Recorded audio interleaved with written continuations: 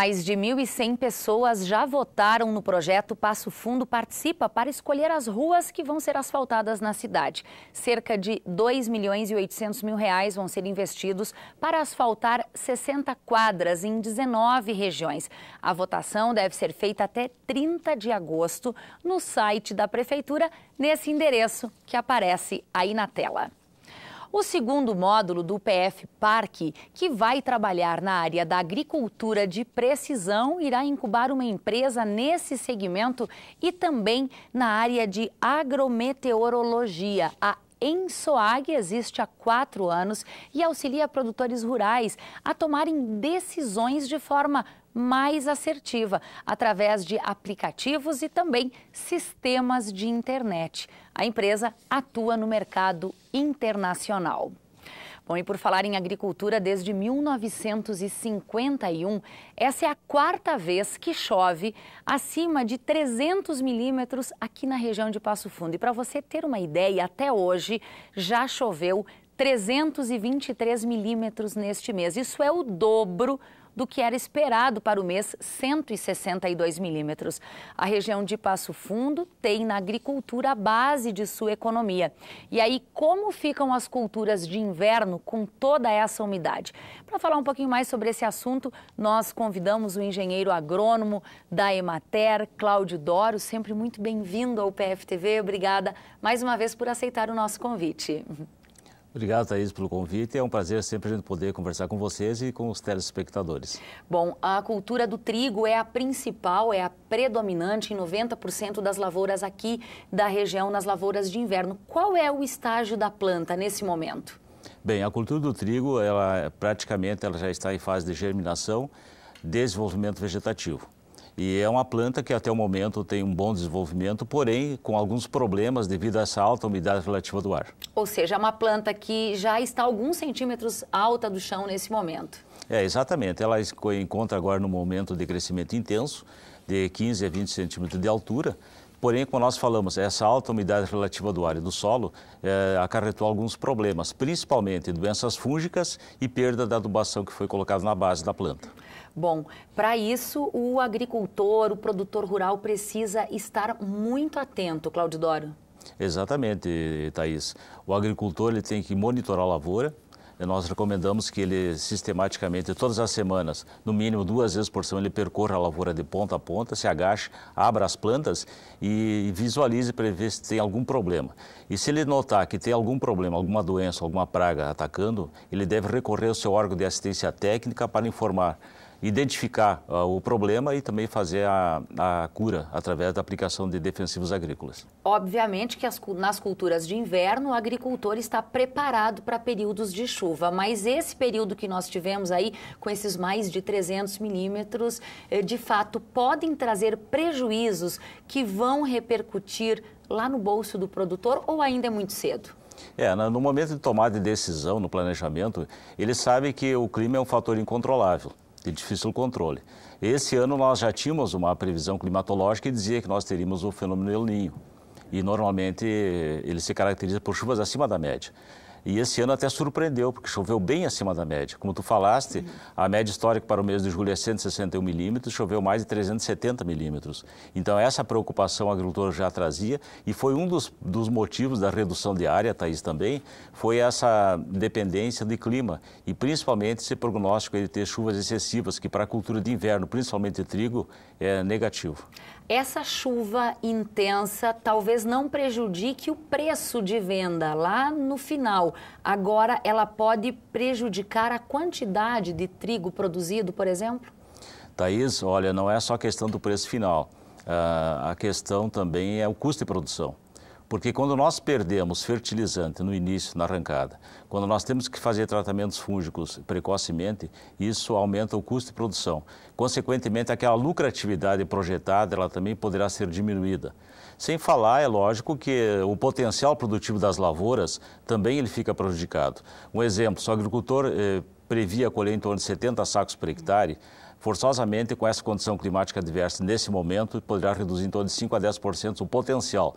Agora, qualidade e produtividade é muito precoce fazer uma avaliação nesse momento. Perfeito. Houve uma redução na área plantada de trigo aqui no estado de quanto por cento?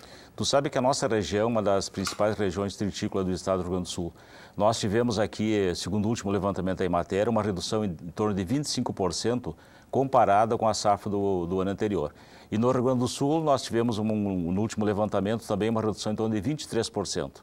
Ou seja, com 25% a menos de trigo plantado no estado, isso se repercute na economia do próximo ano, inevitavelmente. Com certeza, Thaís, porque perde não só o agricultor, mas a indústria, o comércio, a área de prestação de serviço, o Estado, o município e a União, através de menor arrecadação de taxas, tributos e impostos. Enfim, toda a economia regional é prejudicada quando há um encolhimento na área produtiva e, consequentemente, uma menor safra.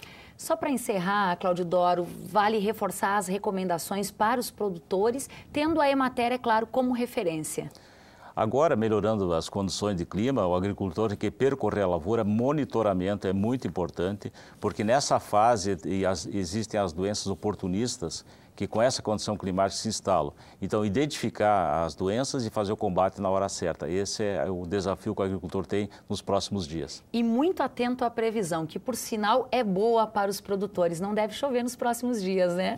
Felizmente isso é um fator positivo e o agricultor aproveitar para fazer todos os tratos culturais que estão pendentes. Vamos acompanhar então a previsão. Obrigada, viu, Cláudio Doro? Bom trabalho para você. Obrigada. Obrigado, e uma massa de ar seco que está no estado vai garantir esse sol e as temperaturas mais altas até o início de agosto. Veja mais na previsão do tempo para amanhã e já.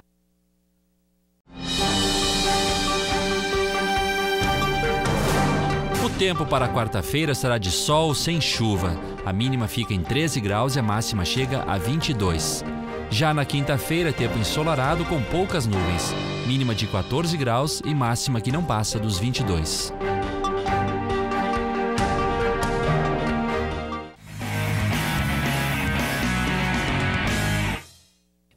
Dois anos após deixar o comando do Esporte Clube Gaúcho, o técnico Ricardo Atolini está de volta. O novo comandante do time chega poucos dias antes do início da participação de uma Copa. O Gaúcho estreia no próximo domingo diante do Palmeirense. Na mesma chave, o Alviverde ainda enfrenta as equipes do Marau e também União Frederiquense. Os 3 primeiros colocados de cada chave garantem a classificação para a próxima etapa. Uma atividade que até pouco tempo era feita por crianças tem atraído cada vez mais os adultos. Os livros de colorir estão na lista dos mais vendidos aqui no Brasil e também nos Estados Unidos. E as opiniões sobre a arte de colorir são muitas. Tem quem acha que diminui a ansiedade, tem quem fica ainda mais estressado. Bom, a nossa equipe foi conferir se esse método ajuda como uma terapia anti-estresse.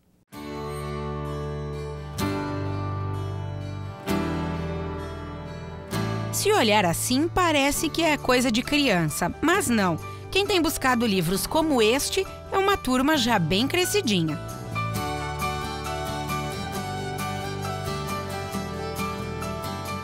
São livros de pintura, né, que de certa forma não tem assim uma regra, uma explicação psicológica para os desenhos, né, mas sim uma alternativa para que a pessoa possa durante um certo tempo esquecer do cotidiano, possa desopilar, possa se entreter com as cores, né, pintar e ter um descanso para a mente, digamos assim.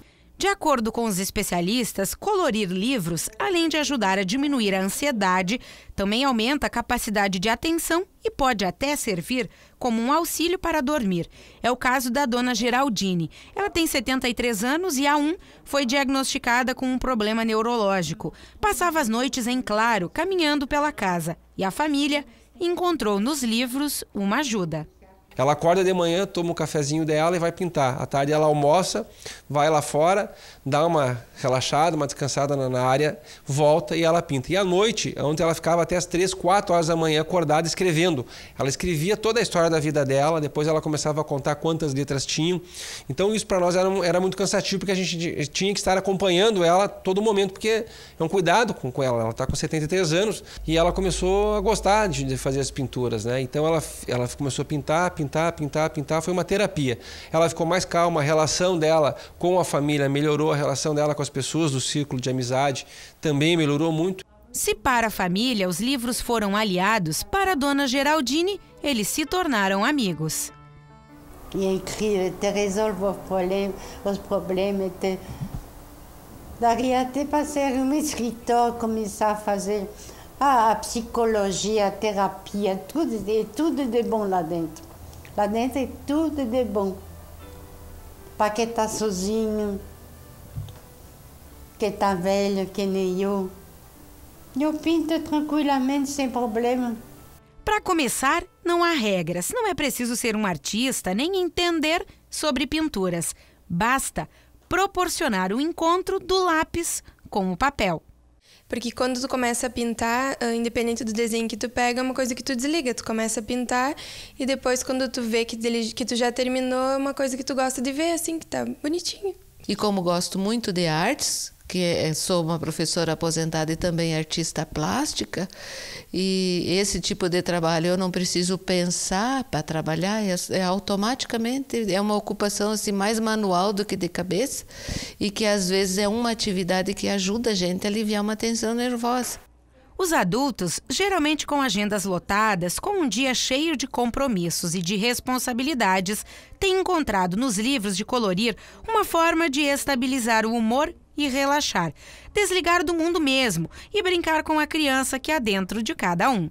E essa atividade de colorir se remete à infância, na qual as pessoas lembram de uma fase das suas vidas, né, em que elas se utilizaram muito de lápis de cor, de giz de cera, e são lembranças prazerosas. Por isso que elas estão repetindo na vida adulta esse tipo de ação.